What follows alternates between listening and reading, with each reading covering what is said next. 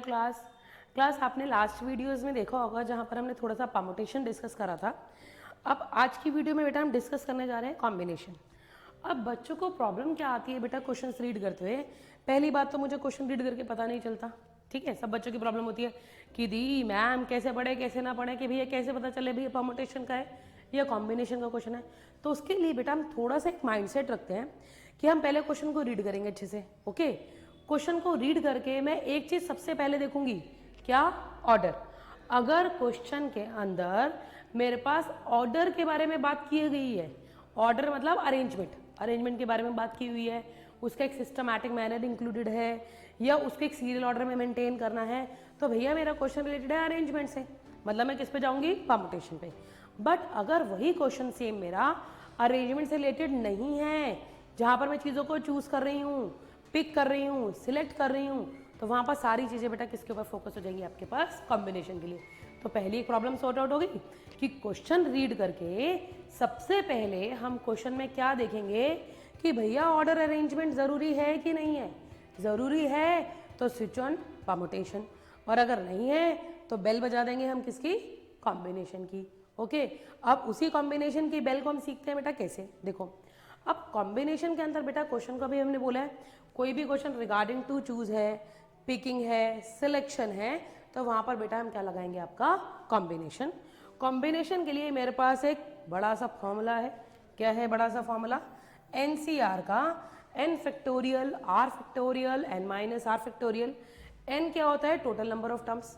मैंने बोला क्लास में भैया 50 बच्चे हैं, वो 50 के 50 बच्चे जो हो गए मेरे पास क्या हो गए? n, ठीक है। और उसमें से मुझे 10 बच्चे जो बिल्कुल शरीफ हैं उन्हें पिकनिक पे लेके जाना है, तो जिन 10 बच्चों को मुझे चूज करना है वो बेटा मेरे पास क्या हो गया? आपका r। तो r क्या होता है? जो मुझे चूज करना है, जो मुझे पिक करना है, वो क्या हो गया? r। और जो टोटल नंबर ऑफ टर्म्स हो गई वो मेरे पास क्या होगी बेटा? आपके पास n। क्लियर हो गया? एनसीआर का फॉर्मूला हम कब लगाएंगे? जब मुझे कोई भी चीज चूज करनी है या पिक करनी है। चूज या पिक करते हुए तो मुझे फॉर्मूले पे फोकस करना है एनसीआर का। फॉर्मूला क्या होता है बेटा? n factorial r factorial upon n minus r factorial. अब इतना बड़ा बड़ा वाला फॉर्मूला सपोज करो मैं सॉल्व करने के लिए बोलती हूँ, आपको सॉल्व करना है फॉर एग्जाम्पल 10c2, तो बच्चे कैसे सॉल्व करेंगे? फॉर्मूला लगाते हैं n factorial r factorial n minus r factorial, ठीक है। तो क्या फॉर्मूला आ गया बेटा? 10 फैक्टोरियल 2 फैक्टोरियल, 10 में से 2 गया 8 फैक्टोरियल। अब सिंप्लीफाई कैसे करेंगे? 10 बाहर निकाला, फिर हो गया आपका 9, देन कितना आ गया बेटा? आपका 8 फैक्टोरियल। नीचे से 8 फैक्टोरियल हमारे पास कैंसिल आउट हो जाएगा, फिर 2 फैक्टोरियल को खोलेंगे, 2 इंटू 1, देन 2 5 10, तो आंसर कितना आया बेटा? आपका 45। क्लियर है? अब सपोज करूँ मैं थोड़ा सा एक आलस वाला बच्चा हूँ, मैंने बोला कि दी मुझे इतना बड़ा काम नहीं होता, कोई शॉर्टकट बता दो। तो मैंने कहा चलो बेटा ठीक हो, सीखो एक हम धमाका सीखते हैं जिसको हम बोलेंगे एब्स्ट्रैक्ट धमाका। उस एब्स्ट्रैक्ट धमाका के अंदर बेटा क्या है कि क्वेश्चन के अंदर मैं फॉर्मूला नहीं लगाऊंगी एनसीआर का, मैं क्या करूंगी? सीधा सीधा उस क्वेश्चन में एक शॉर्टकट लगाएंगे। कैसे? वो शॉर्टकट क्या होगा बेटा? एनसीआर को जब हम खोलेंगे तो मैं ये फॉर्मूला नहीं अप्लाई कर रही, मैंने बोला कि भैया ये फॉर्मूला तो बहुत बड़ा सा है, सॉल्व करना भी कॉम्प्लिकेटेड होगा, तो इसको हटा देते हैं, ठीक है। इसकी जगह मैं फॉर्मूला क्या सीखती हूँ? 10c2 शॉर्टकट है, ध्यान से समझना। nc2 10 को कितने टाइम्स ओपन कर रहे हैं? 2 टाइम्स, तो क्या लिखेंगे? 10 इंटू 9, नीचे 2 को 2 इंटू 1, कैंसिल आउट कर दो, आ गया 2 मिनट में 45। सॉल्व करने की जरूरत पड़ी नहीं। तो इस फॉर्मूले को बेटा हम क्या बोलेंगे? आपका एब्स्ट्रैक्ट धमाका, ओके।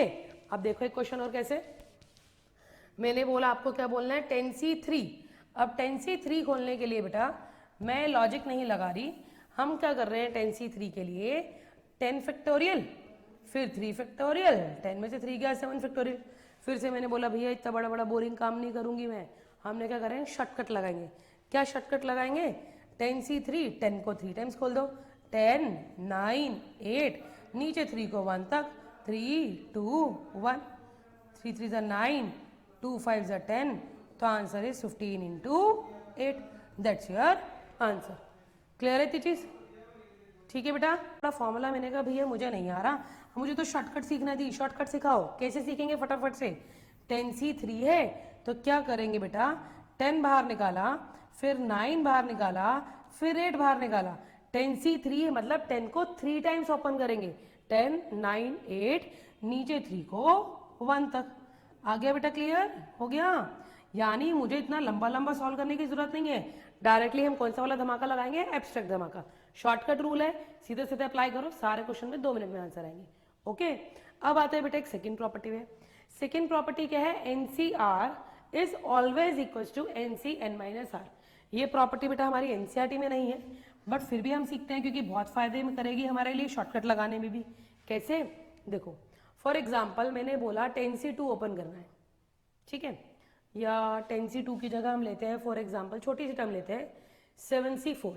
ओके, 7C4 को वही शॉर्टकट से खोलो, क्या आएगा, 7 6 5 4, 4 टाइम्स खोल दिया, नीचे 4 को 1 तक, 4 3 2 1, 4 से 4 कैंसिल आउट करा, 3 2 6 से कट गया, आंसर कितना आया, 35।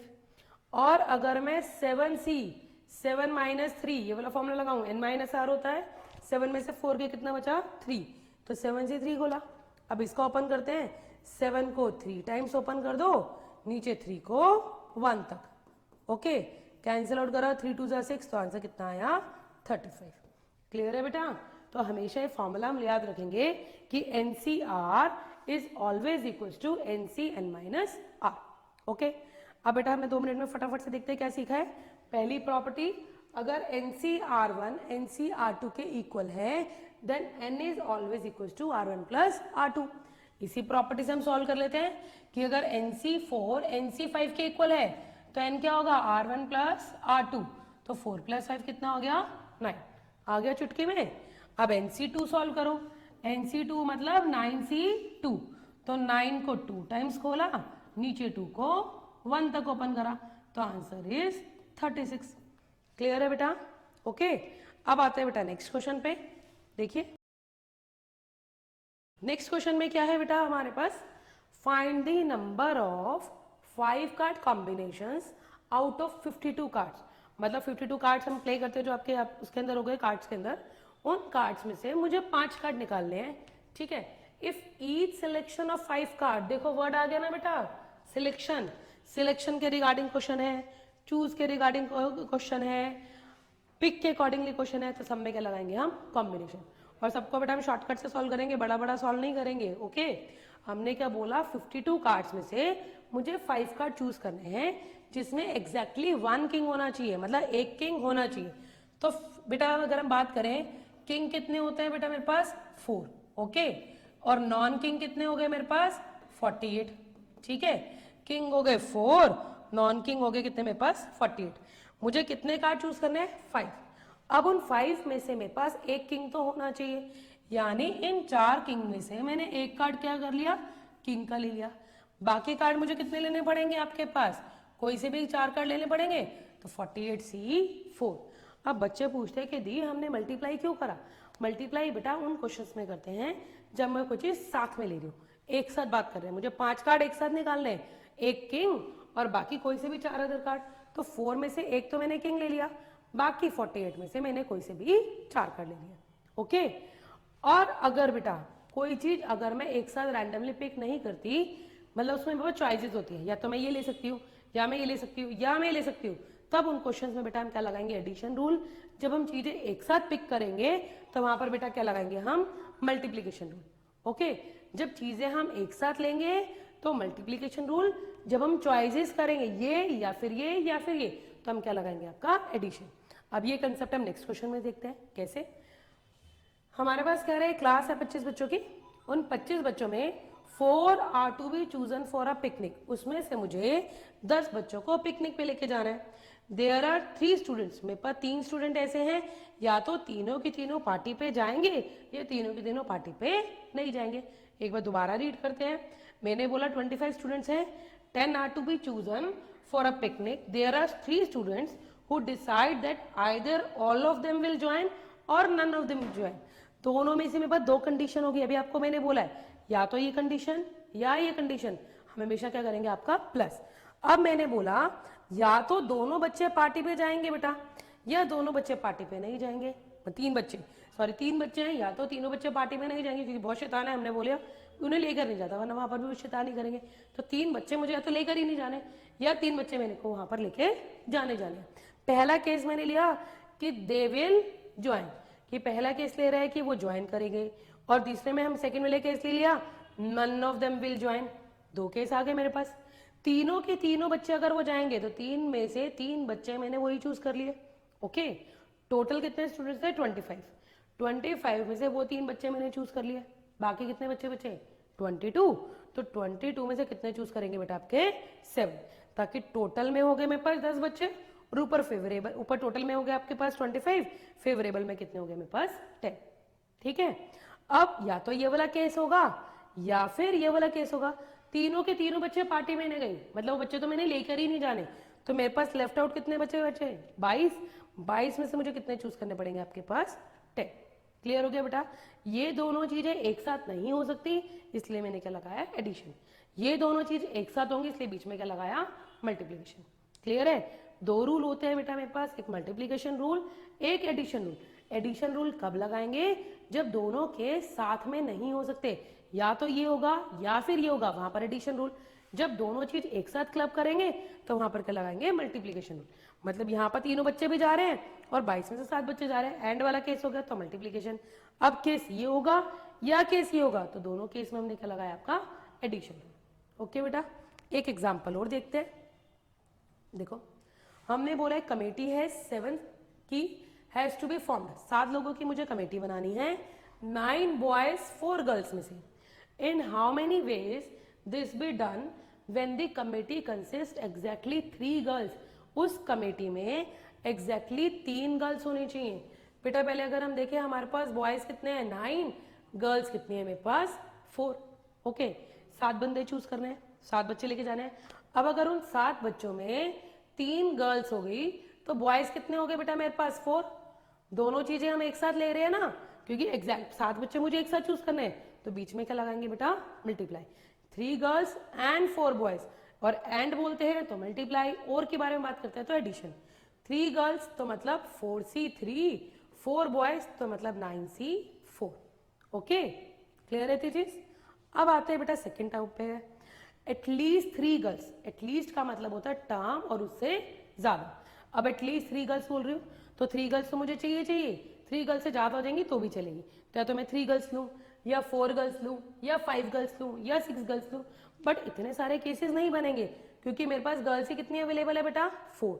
तो या तो मेरे पास 3 गर्ल्स होंगी, या मेरे पास 4 गर्ल होंगी।